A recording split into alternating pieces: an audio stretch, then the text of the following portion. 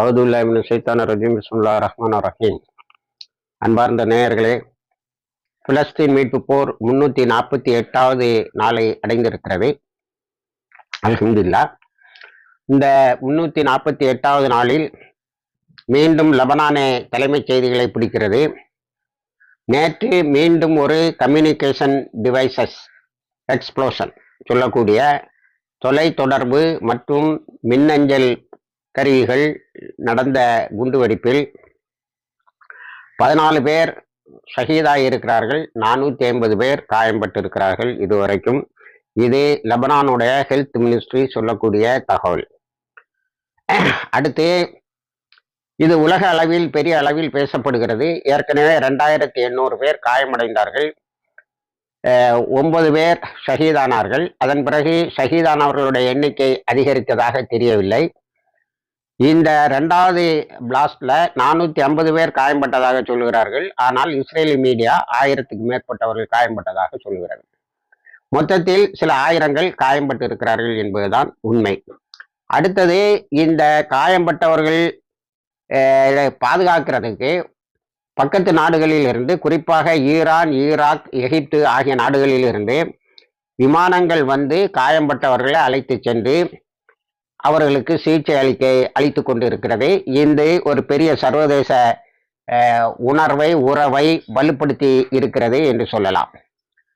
அடுத்து, இதில் எத்தனை ஹிஸ்புல்லா அவனுடைய போராளிகள் காயம்பட்டார்கள் என்பது ஹிஸ்புல்லா இன்னும் சரியாக கணக்கு பார்த்து சொல்லவில்லை. ஆனால் பலர் காயம்பட்டு இருப்பார்கள் என்பதுதான் எமது கணிப்பு. காரணம் என்னவென்று சொன்னால், பெரும்பாலும் இந்த பேஜர் டிவைஸுக்கு அவங்க மாறி இருக்கிறார்கள்.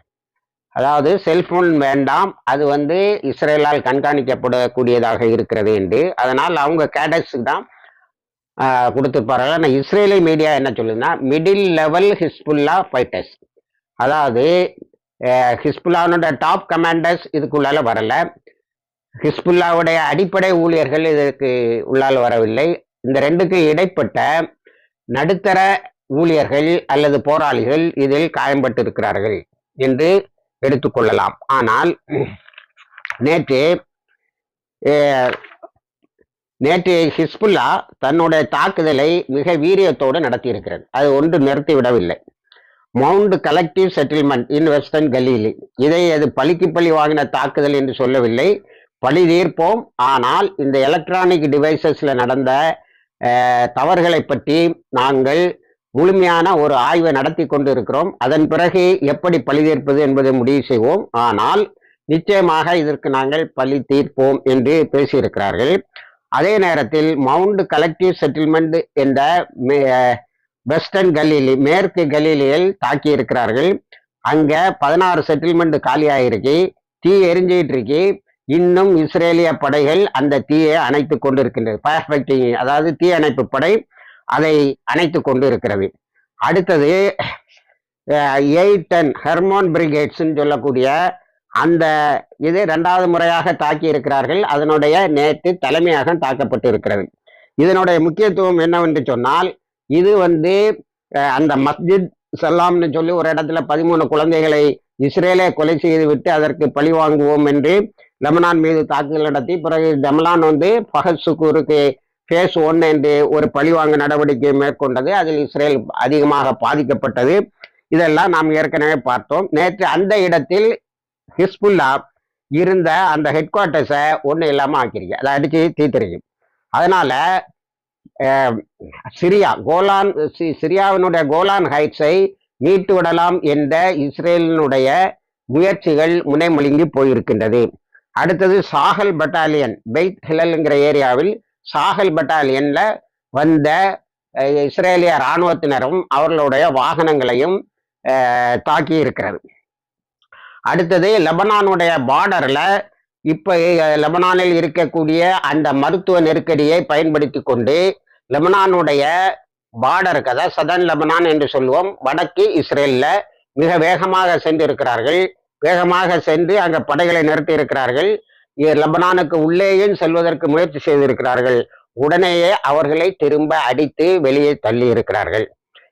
அதே போல வழக்கமாக தாக்குற பகுதிகளை நேற்றும் தாக்கி இருக்கிறார்கள். அல் மால்டா, பிர்கத் ரிசா, கபூர் சுபா, அல் ருசுவதுல் ஆலம், இப்படி ஒரு 16 இடங்களை நேற்று தாக்கி இருக்கிறார்கள். இதன் பிறகு ஒரு பெரிய சகோதரர்கள் இறந்தவர்களை அடக்கின்ற ஒரு பெரிய ஊர்வலம் பெய்ரூத்தில் நடந்திருக்கிறது. அதில் அவர்களுடைய ஹிஸ்புல்லாவுடைய எக்ஸிக்யூட்டிவ் ஹெட், அதாவது தலைமை போராளி, அதாவது கமாண்டர் இன் சீஃப்னு சொல்லலாம், அவர் காசிம் சாஃபி அல் தீன் அவர்கள் உரையாற்றி இருக்கிறார்கள். அதில் அவர்கள் சில விஷயங்களை சொல்லுகிறார்கள். அதை ஏற்றுக்கொள்ளும்படியாக இருப்பதால் அதை உங்களுக்கு சுருக்கமாக சொல்லுகிறோம். மிகவும் நீண்ட உரை. அதில் சொல்லி இருக்கிறார், எங்களுடைய சண்டை போடும் திறனை உன்னுடைய இந்த 2 தாக்குதல்கள் அல்லது இதுக்கு மேல் வரக்கூடிய தாக்குதல்களும் குறைக்கவில்லை என்பதை நீ முதலில் தெரிந்து கொள்.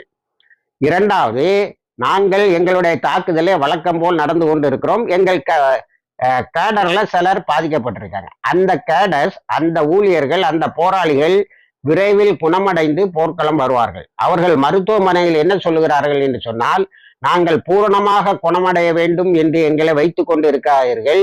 நீங்கள் சில ஃபர்ஸ்ட் எய்டு போல உள்ள முதல் உதவிகளை செய்து எங்களை போர்க்களத்துக்கு அனுப்பிவிடுங்கள், நாங்கள் அங்கே ஷஹீதாக விரும்புகிறோம் என்று சொல்லி இருக்கிறார்கள். அதனை மருத்துவர்கள் எங்களிடம் சொன்னார்கள். மருத்துவர்கள் என்னிடம், அவர்களை நீங்கள் சமாதானப்படுத்துங்கள், ஓரிரு நாட்கள் அவர்கள் தங்கி இருந்தாலே நாங்கள் அவர்களை சீர் செய்து அனுப்பி விடுவோம், இப்பொழுது அவர்கள் போர்க்களத்துக்கு வருவது சரியில்லை என்று சொன்னார்கள். இப்படிப்பட்ட ஒரு தீர்க்கமான முடிவைத்தான் எங்களுடைய போராளிகளுக்கு உன்னுடைய தாக்குதல் தந்திருக்கிறதே தவிர நிச்சயமாக எங்களுடைய போராளிகள் காலை பின்னே வைக்கவில்லை. நீ லெபனானை தாக்குவதனுடைய நோக்கம் நாங்கள் காசாவில் மடிகின்ற சகோதர சகோதரிகளுக்காக கொடுக்கின்ற ஆதரவு, அதற்காக நடத்துகின்ற போரை நிறுத்தும் என்று நீ எதிர்பார்த்தால் நிச்சயமாக அது நடக்காது. எங்களுக்கு ஒரே ஒரு ட்ரெடிஷன் தான் உண்டு, நாங்கள் ஒன்றிலே போரில் வெல்வோம் அல்லது மடிவோம். ஆக இதனால் நாங்கள் அந்த சகோதரர்களுக்காக போராடுவதை நிறுத்த மாட்டோம் என்பதை மட்டும் தெரிந்து கொள். இப்பொழுது அவர்களுக்காக 42,000 பேரை அங்கே நீ கொலை செய்திருக்கிறாய், அப்பாவிகளை. அவர்களுக்காக நாங்கள் ஒரு 1000 பேர் அதற்காக எங்களை பலி கொடுக்க தயாராகத்தான் இருக்கிறோம். ஆனால் இப்பொழுது கேஷுவாலிட்டின்னு சொல்லக்கூடிய மரணம் 1000க்கு போகல, காயம்பட்டவர்கள் 3000க்கு மேல் என்று சொல்லுகிறார்கள். அதை சொல்லிவிட்டு அவர் சொல்லி இருக்கிறார், உன்னுடைய பாதுகாப்பு இதனால் அதிகமாகி இருக்கிறதா என்பதை நீ உனக்குள்ளாலே கேட்டுப்பார். நீ இதை வைத்து கொண்டு வடக்கு இஸ்ரேலில், நார்தர்ன் இஸ்ரேல்ல அங்கிருந்து நாங்கள் விரட்டியவர்களை மீண்டும் கொண்டு வந்து குடியமர்த்தலாம் என்ற கற்பனை உனக்கு வேண்டாம், நாங்கள் அதற்கு வழிவிட மாட்டோம் என்று சொல்லியிருக்கிறார்கள். அந்த உரையிலேயே அவர் சொல்லியிருக்கிறார், நேற்று சதன் லெபனான் சொல்லக்கூடிய தெற்கு லெபனானில் அல்லது வடக்கு இஸ்ரேலில் அவர்கள் படைகளை கொண்டு வந்து முன்னேற முயன்றார்கள், அதனை உடனேயே நாம் திருப்பி அனுப்பிவிட்டோம், அடித்து அனுப்பிவிட்டோம் என்று. சில ட்ரோன்கள் பெய்ரூத் வரைக்கும் பறந்து இருக்கிறது, அதை சுட்டு வீழ்த்தி இருக்கிறார்கள். சிலது வந்து விட்டு வேவு பார்த்து விட்டு போயிருக்கிறது. அது கடைசியில் சொல்லுவார், we are not a nation that will retreat, காலை பின்னே வைக்கக்கூடிய ஒரு சமுதாயம் அல்ல, we will win or die, நாங்கள் ஒன்றிலே வெற்றி பெறுவோம் அல்லது இறப்போம், இதுதான் எங்களுடைய பாதை என்று சொல்லி இருக்கிறது. அது இஸ்லாத்தினுடைய பாதை என்று சிலர் அதை கூட சேர்த்து எழுதியிருக்கிறார்கள். இனிமே இஸ்ரேலில் உள்ள டோரி ஓட்டோன், ஃபார்மர் ஹெட் ஆஃப் மொசாத் மொசாதினுடைய முன்னாள் தலைவர் சேனல் 12-13க்கு கொடுத்த பேட்டியில், இந்த லெபனான் மீது நம்ம நடத்திய தாக்குதல் ஒரு பெரிய பரபரப்பை ஏற்படுத்தி இருக்கிறது, லெபனானுக்குள்ளால் ஒரு அதிர்வை ஏற்படுத்தி இருக்கிறது என்பது உண்மை. ஆனால் இது எதற்கு என்பதுதான் எனக்கு புரியவில்லை. இதனால் இஸ்ரேல் சாதிக்க விரும்புவது என்ன? லெபனான் பயந்து போராளிகளுக்காக போர் செய்வதை நிறுத்திவிடும் என்று நீ எதிர்பார்க்கிறியா?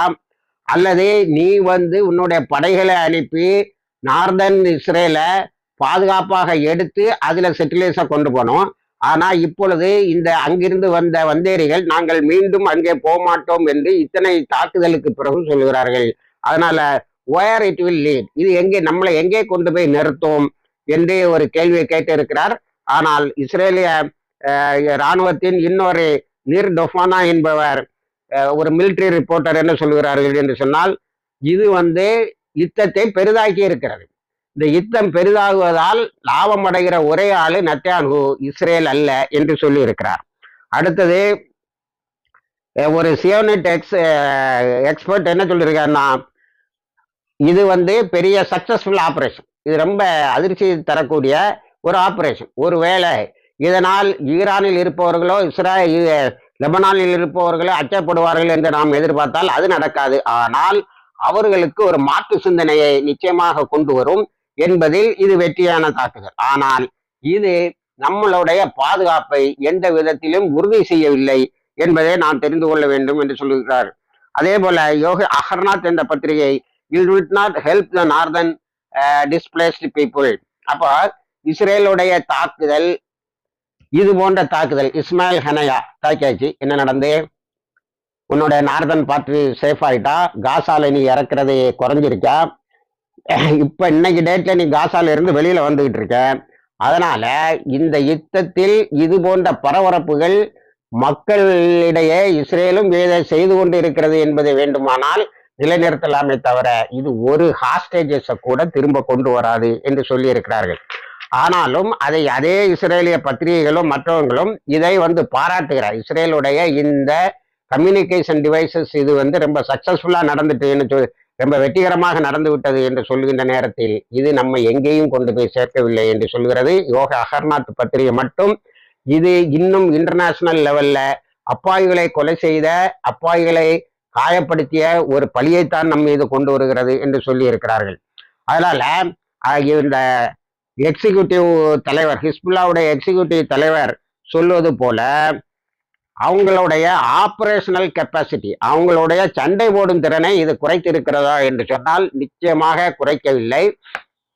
ஏனென்றால் நேற்று நிறைய எதிர்பார்த்தார்கள் ஹிஸ்புல்லானுடைய தாக்குதல் வேகம் குறையும் என்று. அது குறையவில்லை, அது அப்படியே இருக்கிறது. அது எதை காட்டுகிறது என்று சொன்னால் ஹிஸ்புல்லானுடைய போராளிகள் பத்திரமாக இருக்கிறார்கள். சில இராணுவ நோக்கர்கள் என்ன சொல்கிறார்கள் என்று சொன்னால், ஹமாஸுக்கு கீழே தான் டனல்ஸ் இருக்குன்னு நினைக்காத, பெய்ரூத்ல பெரிய பெரிய டனல்ஸ் எல்லாம் இருக்கு, அங்க போய் சிக்கிக்காத என்று சொல்லி இருக்கிறார்கள்.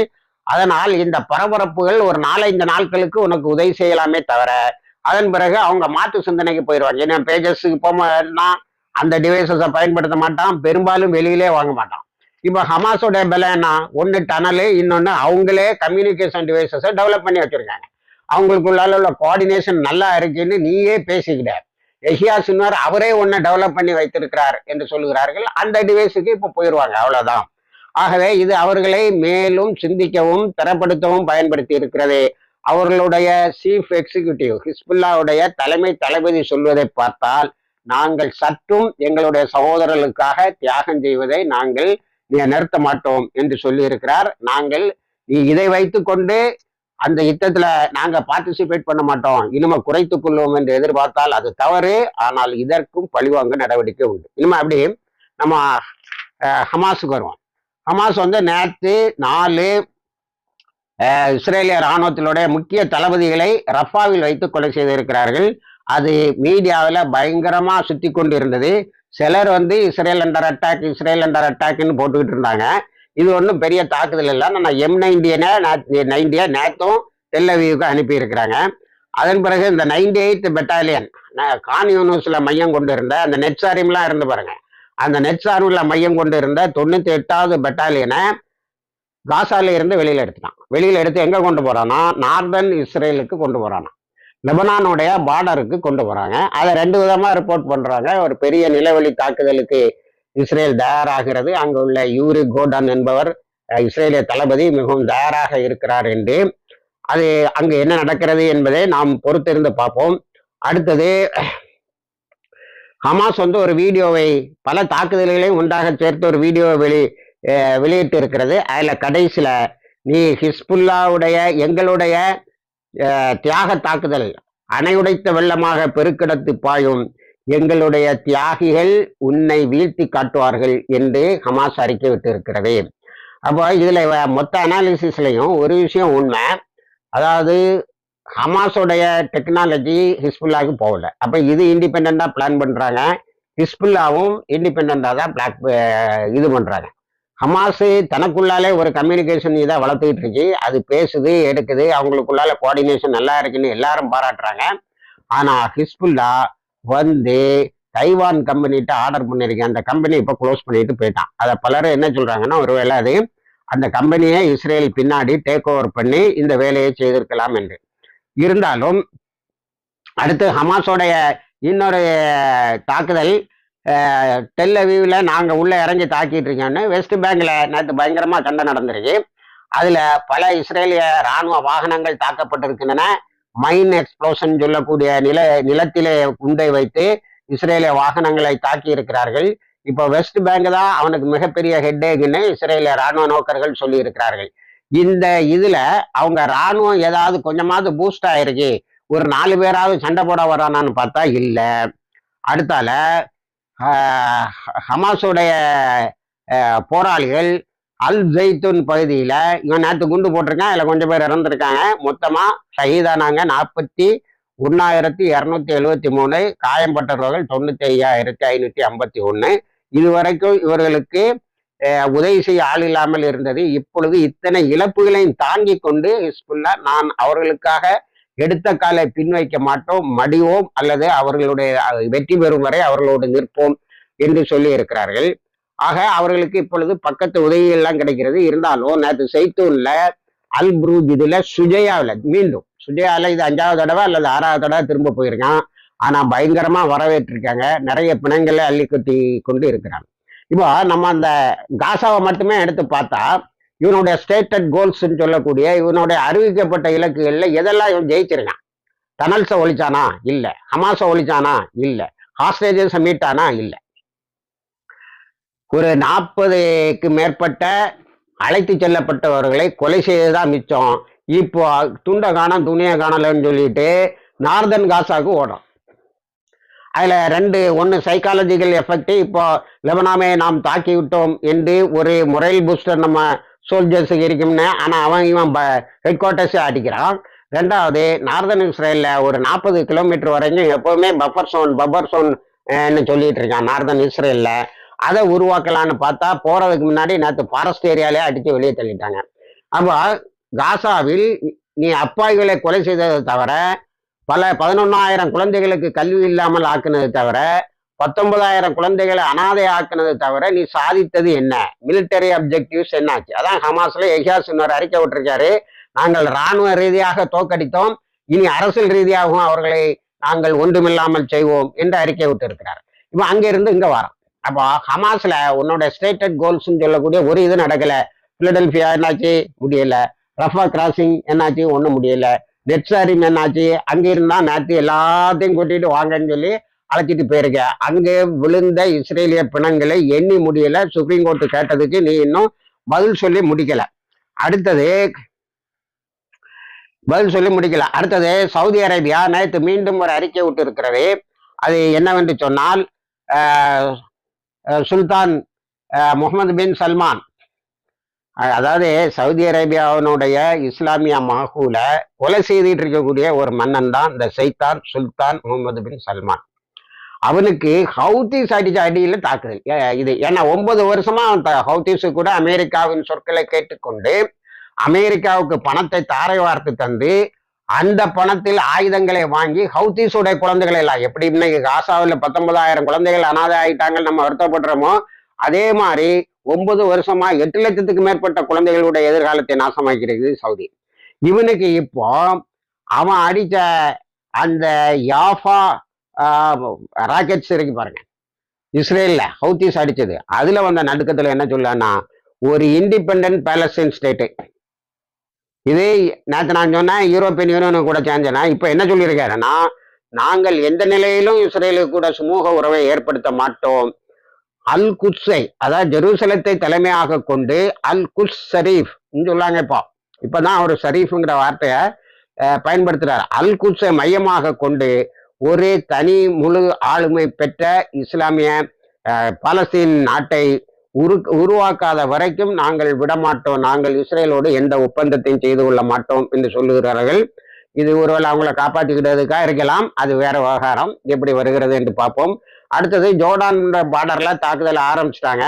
இவன் டிச்சு தோண்ட போனா இவனை டிச்சுக்குள்ளாலே போட்டு பூட்டுவாங்கன்னு சொன்னேன். அதே மாதிரி டிச்சு தோண்ட போனவங்களை எல்லாம் நேற்று உள்ள ஊர்வலத்துல ஒரு மிதிச்சாங்க, இன்னைக்கு கொஞ்சம் உள்ள ஏறி அடித்து இருக்கிறார்கள். அதனால நத்தியானுடைய அப்ஜெக்டிவ்னு சொல்லக்கூடிய நத்தியானுடைய இலக்காகிய யுத்தத்தை பெரிதாக்குவது நடந்திருக்கிறது. ஆனால் நீ இனிமே ஜோர்டான் பக்கத்துல சோறு கட்டிக்கோ, ஹமாஸு பக்கத்துல நெட்சாரின்னு சொல்லி சோறு கட்டிக்கோ, ஹிஸ்புல்லா பக்கத்துல நார்தன் இஸ்ரேல்ல கலீலி வரைக்கும் விட்டுரு, அது லெபனானுக்கு போயிடும். அது அதை சுத்தி ஒரு சோறை கட்டிக்கோ. அதுக்கு பிறகு கோலான் ஹைட்ஸ் சிரியாவுக்கு போயிடும், அதை சுத்தி ஒரு மீதி உள்ள ஏரியாவுக்கு, அதாவது 1/3 சிரியாவுக்கு போயிடும், 2/3 உன் கையில இருக்குங்களா, அதை சுத்தி ஒரு இருக்கட்டு ஒரு சிறையை நீயே ஏற்படுத்தி அதுக்குள்ளால இருக்கலாம்ங்கிற மாதிரி தான் ஒரு எதிர்காலம் இஸ்ரேலுக்கு இருக்கிறது. அதனால் எப்படி எஹாஹனையாவுடைய ஒரு தாக்குதல், அதற்கு முன்னால் ஈரானில் நடந்த ISIL வழியாக இஸ்ரேல் நடத்திய சில தாக்குதல், இதெல்லாம் சில நாள் பரபரப்பாக இருந்ததோ, அதுக்கு பிறகு நம்ம மக்கள்லாம் ரெகுலரா யுத்த களத்துக்கு வந்து விடுவார்கள் என்ற நிலை நீடிக்கிறது. இணைந்திருங்கள், எல்லா தகவலையும் கொண்டு வந்து சேர்க்கிறோம். பாகிரு தவானா அல்ஹம்துலில்லாஹ் ரபில் ஆலமீன்.